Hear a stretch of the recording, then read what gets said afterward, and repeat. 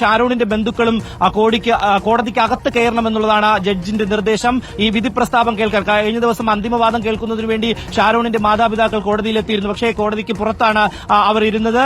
പക്ഷേ ഇന്ന് കൃത്യമായി തന്നെ മുന്നോട്ട്, അതായത് കോടതിക്ക് അകത്തേക്ക് കയറുവാൻ വേണ്ടി നിർദ്ദേശം ജഡ്ജി തന്നെ നൽകുന്ന ഒരു സാഹചര്യമുണ്ടായി.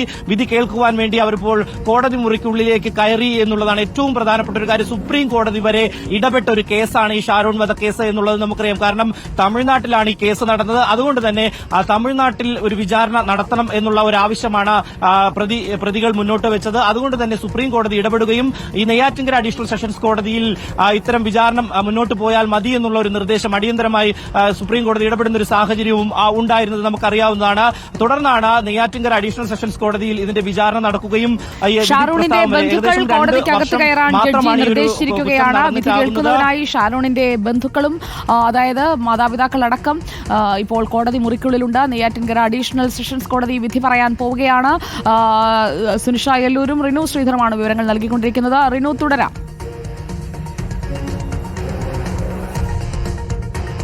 സുജയ, കേസിന്റെ വിശദാംശങ്ങൾ, അതായത് ജഡ്ജ്മെന്റിന് വിധിക്ക് മുന്നോടിയായിട്ടുള്ള കേസിന്റെ വിശദാംശങ്ങൾ ഇപ്പോൾ ജഡ്ജ് പറഞ്ഞു തുടങ്ങി എന്നുള്ളതാണ്. കാരണം പ്രോസിക്യൂഷൻ ഉൾപ്പെടെ മുന്നോട്ട് വെക്കുന്നത് ഇത് അപൂർവങ്ങളിൽ അപൂർവമായിട്ടുള്ള ഒരു കേസായി കണക്കാക്കണം എന്നുള്ളത് തന്നെയാണ്. അങ്ങനെ കണ്ടുള്ള ഒരു വിധി പരമാവധി ശിക്ഷ നൽകണമെന്നുള്ളതാണ്. നമ്മളിപ്പോൾ ഇവിടെ നിൽക്കുന്ന ആളുകളോടൊക്കെ ചോദിക്കുമ്പോൾ പരമാവധി ശിക്ഷ നൽകണമെന്ന് പറയുന്നവരുണ്ട്, തെറ്റുപറ്റിയതാവാം, അല്ലെങ്കിൽ ശിക്ഷയിൽ ഇളവ് നൽകണം എന്ന് പറയുന്നവരുണ്ട്. എന്തായാലും പോലീസിന് അഭിനന്ദനം നൽകുന്നു. ഈ കേസ് വളരെ വിദഗ്ധമായിട്ടാണ് ഈ കേസ് അന്വേഷണ സംഘം ക്രൈംബ്രാഞ്ച് ഏറ്റെടുത്ത് അന്വേഷണം പൂർത്തിയാക്കിയത്.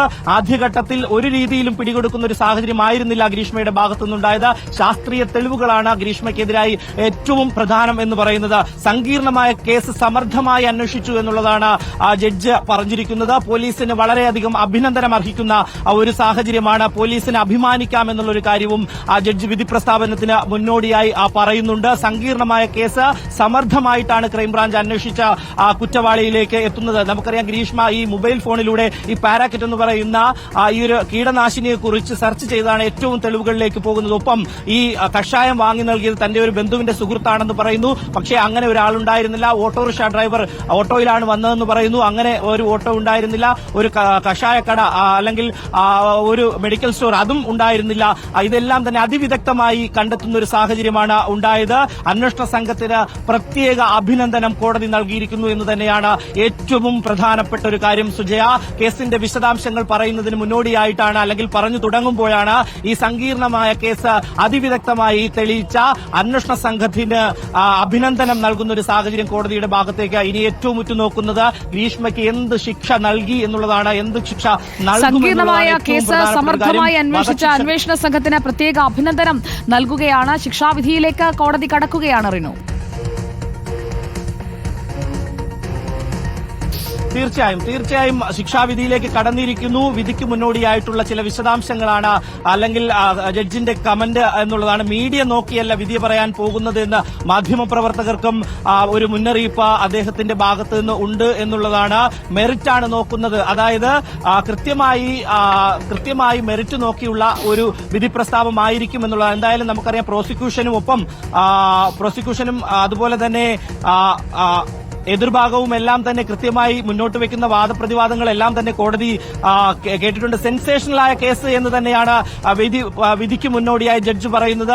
അപൂർവങ്ങളിൽ അപൂർവമായ കേസ് എന്ന് തന്നെ കൃത്യമായി പറഞ്ഞു വെക്കണം, അല്ലെങ്കിൽ അങ്ങനെ പറഞ്ഞു പോകണം എന്നുള്ളത് പ്രോസിക്യൂഷന്റെ പ്രധാനപ്പെട്ട ഒരു വാദങ്ങളിൽ ഒന്നാണ്. സെൻസേഷണലായിട്ടുള്ള കേസ് എന്ന് തന്നെ ഇപ്പോൾ കോടതി വിധി പ്രസ്താവനത്തിന് മുന്നോടിയായി അഭിപ്രായമായി അല്ലെങ്കിൽ കമന്റായി തന്നെ രേഖപ്പെടുത്തുന്നു എന്ന് തന്നെ നമുക്ക് പറയേണ്ടി വരും. എന്തായാലും അപൂർവങ്ങളിൽ അപൂർവമായിട്ടുള്ളൊരു കേസായി പരിഗണിക്കേണ്ടതുണ്ട് ഈ കേസിന്. കാരണം ഒരു കാമുകനെ ഇല്ലാതാക്കുന്നതിന് വേണ്ടി പ്രോസിക്യൂഷൻ പ്രധാനമായും മുന്നോട്ട് വെച്ചിരിക്കുന്നത് അതിവിദഗ്ധമായിട്ടുള്ള കൊല എന്നുള്ളതാണ് ജഡ്ജ് പറയുന്നത്. അതിവിദഗ്ധമായിട്ടാണ് ഗ്രീഷ്മ ഷാരോണിനെ കൊലപ്പെടുത്തിയത് എന്നുള്ളതാണ് ജഡ്ജ് ഏറ്റവും അവസാനമായി പറഞ്ഞിരിക്കുന്നത്. അതിവിദഗ്ധമായി കൊലപ്പെടുത്തി, പ്രധാനമായും ഗൂഢാലോചന, അതുപോലെ തന്നെ കൊലപാതകം ചെയ്തതിനു ശേഷം അന്വേഷണ ഉദ്യോഗസ്ഥരെ ഈ കൊലപാതകം മറച്ചുവെച്ച് അന്വേഷണ ഉദ്യോഗസ്ഥരെ കബളിപ്പിച്ചു എന്നടക്കം 3 കുറ്റങ്ങളാണ് ഗ്രീഷ്മ ഗ്രീഷ്മയ്ക്കെതിരെ തെളിഞ്ഞിട്ടുള്ളത് എന്നുള്ളത് ഏറ്റവും പ്രധാനപ്പെട്ട ഒരു കാര്യം. സെൻസേഷണൽ ആയിട്ടുള്ള കേസ് എന്ന് തന്നെ ജഡ്ജ് പറഞ്ഞിരിക്കുന്നു. അതിവിദഗ്ധമായി തട്ടിക്കൊണ്ടുപോയാണ് ഷാരോണിനെ കൊലപ്പെടുത്തിയത് എന്നുള്ളതാണ് ഈ അന്വേഷണ സംഘം കുറ്റപത്രത്തിൽ പറഞ്ഞിരിക്കുന്നത്. വിളിച്ചു വരുത്തി അതിവിദഗ്ധമായി കൊലപ്പെടുത്തി എന്നുള്ളതാണ്. അതുകൊണ്ട് തന്നെ പരമാവധി ശിക്ഷ നൽകണമെന്നുള്ള ഒരു ആവശ്യം തന്നെയാണ് പ്രോസിക്യൂഷനും മുന്നോട്ട് വെച്ചത്. അത് അംഗീകരിക്കുന്ന ഒരു സാഹചര്യം തന്നെ കോടതിയുടെ ഭാഗത്തുണ്ടായിരിക്കുന്നു. അതിവിദഗ്ധമായിട്ടുള്ള കൊല 307 പ്രകാരം ശിക്ഷ നൽകുന്നില്ല, കുറ്റം ചെയ്തു എന്നുള്ളതാണ്. കാരണം ഈ ജ്യൂസ് ചലഞ്ചിലൂടെ നേരത്തെയും ഷാരോണിനെ കൊലപ്പെടുത്തുവാൻ വേണ്ടി ശ്രമിച്ചിരുന്നു ഗ്രീഷ്മ എന്നുള്ളതാണ് ഏറ്റവും പ്രധാനപ്പെട്ട ഒരു കാര്യം. അതുകൊണ്ട് തന്നെ അതിൽ ശിക്ഷ നൽകുന്നില്ല എന്നുള്ള ഒരു കാര്യം കൂടി പറയുന്നുണ്ട്. അതിനുശേഷമാണ് വീണ്ടും കൊലപാതകത്തിലേക്ക് പോയത് എന്നുള്ളത്. ആദ്യം പാരസെറ്റമോൾ കലക്കിയ ജ്യൂസ് ഗ്രീഷ്മയ്ക്ക് നൽകുന്ന ഒരു സാഹചര്യമാണ് ഉണ്ടായത്. അതിനുശേഷം അത് കയ്പായതുകൊണ്ട് ഷാരോൺ കഴിക്കുന്നില്ല എന്നുള്ളതാണ്, കഴിക്കാതെ പോകുന്നു.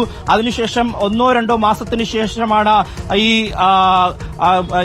അതായത് കഷായത്തിൽ വിഷം കലർത്തി വീട്ടിലേക്ക് വിളിച്ചു വരുത്തി ഷാരോണിനെ കൊല്ലുന്നത്. ഏറ്റവും